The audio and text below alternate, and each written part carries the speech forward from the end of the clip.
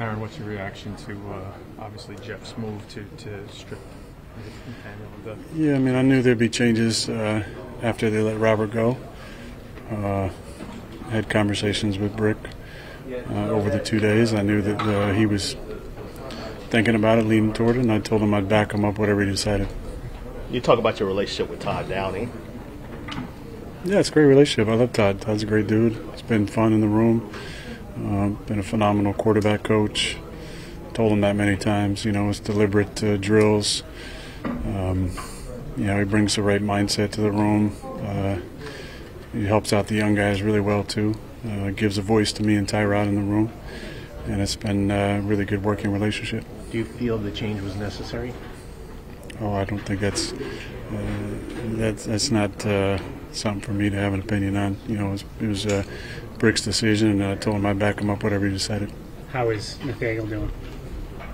You should ask him. We're not able to. Oh, okay. I would. I don't think we're talking about it, to be honest with you. I love Nathaniel. I mean, he's one of my dearest friends in the league, and obviously a tough situation, but I think it speaks volume to the character that he has, that he wanted to stick around, be here for me, be here for Todd, support Todd. So it's credit to the man that he is. Aaron, the word of the week, it seems like, has been accountability. Everybody's been bringing that up. How there needs to be more accountability in here. Like, what does that look like in your mind? Well, I think we need to do everything we can to maximize this opportunity. You know, the idea of manifestation involves attention and intention, and then a word that goes along with that is accountability. You know, we need to be accountable to each other. When something like this happens, it's a reset for everybody. When you make a change on the offense, it's a mirror that's held up for all of us who played, and we all feel terrible about the opportunity that we had, that we squandered, that led to Robert getting fired and Hack getting demoted. I play better. This doesn't happen. We play better on offense. This doesn't happen. So I think it puts a spotlight on us, and now it's on us to do this. You know, we need to be accountable to each other, and we got to raise the level of our play to the standard that we set during training camp. When's the first whiff of Saleh's removal that you got? Like, when did you first get wind of it? No, I was on the table getting treatment. And someone called you, or? Oh, it started as it was like a scene out of John Wick when he becomes excommunicado and everybody at the Continental gets a buzz on their phone. I think I said this on McAfee yesterday, but that's literally how it was. The phone starts buzzing, and you're faced with a reality. How are you expecting this team to respond to all these changes, from the firing of the head coach to the motion? What was the first part? How are you expecting this team to respond? Well, we got to lock arms and raise the level of our play. You know, I think it's spotlights on the players now. You can change coaches, but we're the ones out there on the field playing, so we got to play better. But we got to stick together and get behind Brick and move forward. Are you expecting that? Yeah. What particularly has to change on offense? I mean, I know we talked about starts, we talked about, you know, what needs to be better for you guys? We got to run the ball better. I got to play better, and we got to be better on first, second down. How are you feeling physically?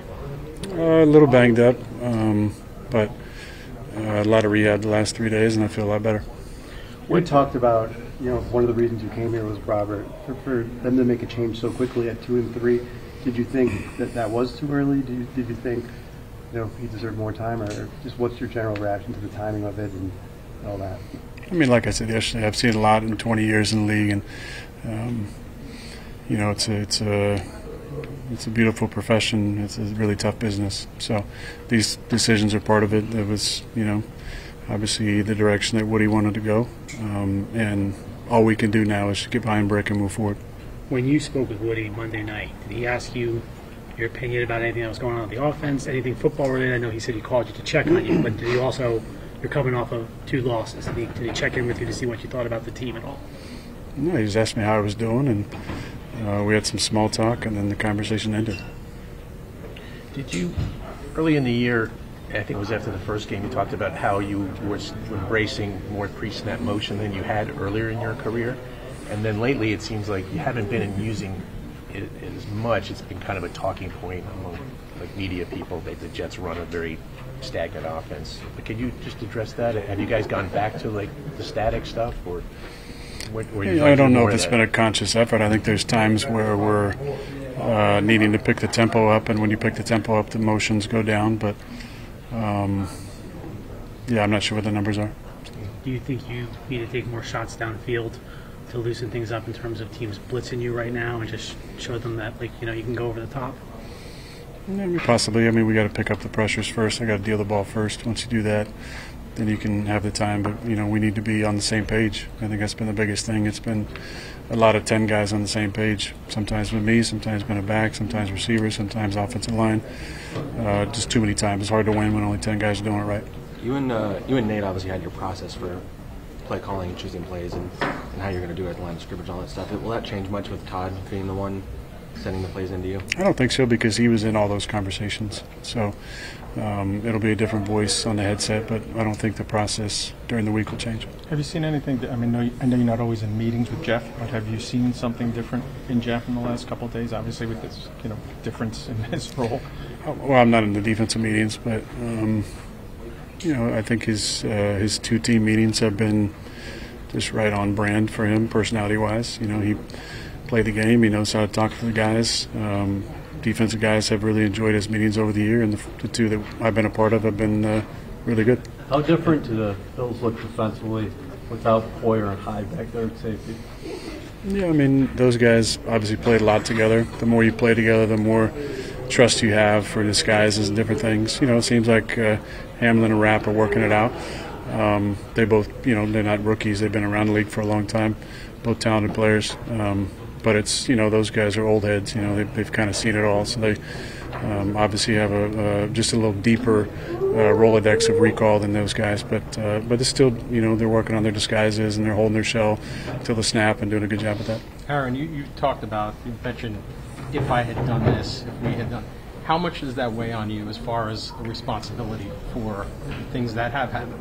I take that very personally. That's what I can control. I have the ball in my hands every play. So obviously it's been on my mind with a heavy heart for the last few days for sure. Because just as in life, there's opportunities and choices and parallel universes with each choice you make or didn't make. And it's the same thing with this business. You make this throw, make that throw. You're sitting at 4-1. This isn't we're not here right now. Couple more. Is it hard to, when you change midstream at play callers, is it hard to do wholesale changes on offense? Is it more tweaking or? You can't do it in a week. The only other experience, I have two basic experiences, 15 and 18. Not much change right away. There's a little different personality sprinkled in, but if you want wholesale changes, it takes a lot of time. Is there anything you can draw on from 18 when Mike got fired? I know it was later in the season, so it's a little bit different. Anything you could draw on that experience? Well, it was later in the season. Joe took over. We had 4 games left. We wanted to win them all for Joe. I remember that the sentiment was really banding together for Joe. Joe had been there previously, and in 2011 it had a super devastating death in the family that really shook up our team because we loved him so much. So to get him back after a stint in Miami was really special, and we all loved his leadership and his approach. And I think with deference and respect, you just have to do things a little bit differently. You have to make little subtle changes, whether it's schedule or meeting times or the process of meeting or practice, just to rejuvenate, refocus, reset, and stimulate the guys in a new way. And I thought Joe did a nice job of that. We went 2-2. We beat the Cardinals. We lost to Chicago. I think we beat Atlanta, and then we lost in the final to Detroit. But we were knocked out of the playoffs after the loss to Chicago. So it was a lot different feel. This is 5 games in. We have 12 games left. We have everything right in front of us. Win this week puts us in a really good spot in our division. Winning division is first entrance into the playoff format, and so there's a lot to play for. What did it mean to have, after the news broke on Tuesday, Woody and Christopher addressed the smaller group, the leadership group, what it means to see it, hear it from them on a one-to-one basis? Yeah, I thought that was important. You knew right away that things the daily schedule was going to change. We had a 12:50 teams and quarterback meeting that we knew wasn't going to happen. So it kind of went into scramble mode with the schedule. So I think we all appreciate hearing that from Christopher and Woody. And then, to be able to adjust, and then for Brick to give us time in our position rooms to, just talk things out, I think was really important. So that was a good start, I think, to a really tough day for us as far as work. And then yesterday, everybody probably got away and got to clear their minds, and today's about moving forward.